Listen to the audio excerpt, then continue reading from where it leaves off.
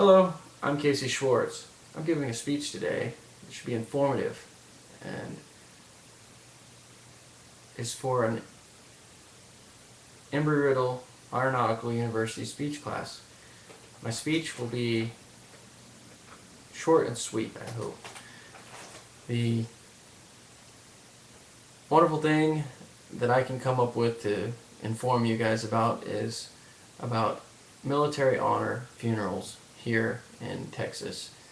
The Navy provides bodies for funerals when requested by family.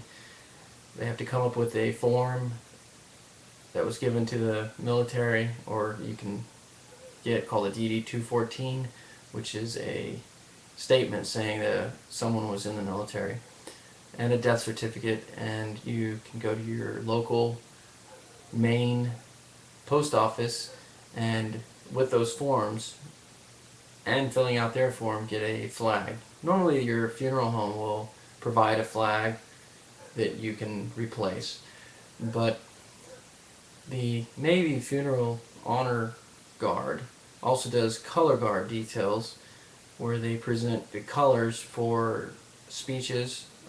Recently we did a speech or a color guard detail for the Forest Service in Dallas.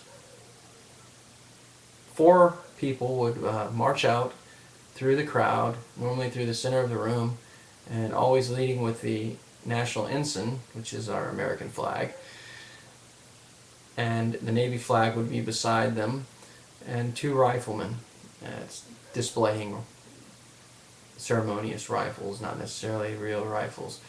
They play the national anthem. The Navy flag is dropped during the song. The national ensign stays tall, and the rifles call different calls for the whole detail, which is strictly for looks.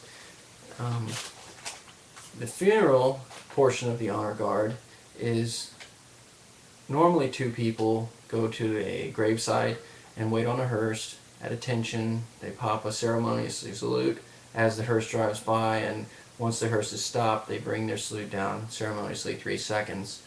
And if they would stand at both ends of the casket, if the family member, or the military member was higher ranking or still active or retired, they would get more than 2 or 3 people.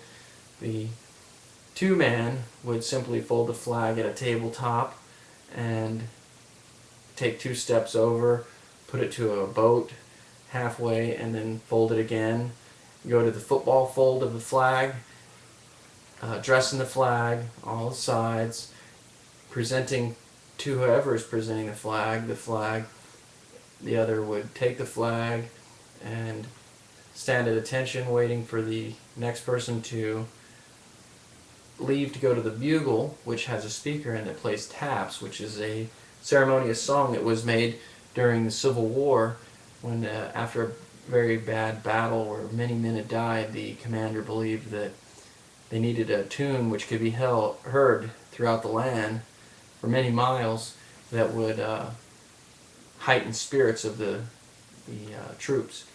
And it did a little bit of both, so they play that at every night and when there's a funeral still today. Once the taps is played, the presenter would go at one knee in front of whoever is receiving the flag, usually the family member, the wife or the mother or son or daughter of the deceased. And then you would present the flag once the taps is done and give them a statement. Come back to attention, salute the flag, staring 1,000 miles away, and you would walk off or march off.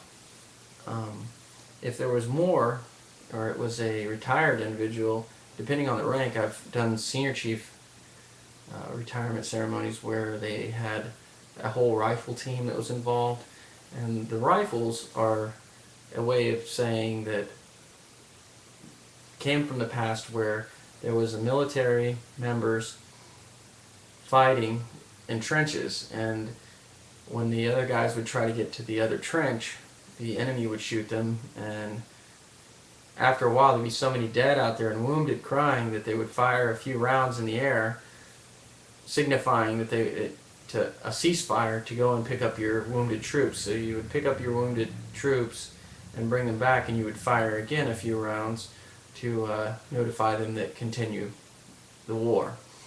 And that was a noble and honorable way of fighting, and therefore it's supposed to mean that the family member has died, let's take a moment to take care of him and give him the proper respects, and then we're ready to fight again, is what the rounds mean. So the war continues on. There is a 6-man detail where 6 individuals come out to be the side boys, and they have a 7 and 2 march. They come and drop the or set down the casket, which can be very heavy. But all in all, that's the main majority of the gist of the speech that I would like to let you guys know about military honors. What I know. Now you're informed. Thank you.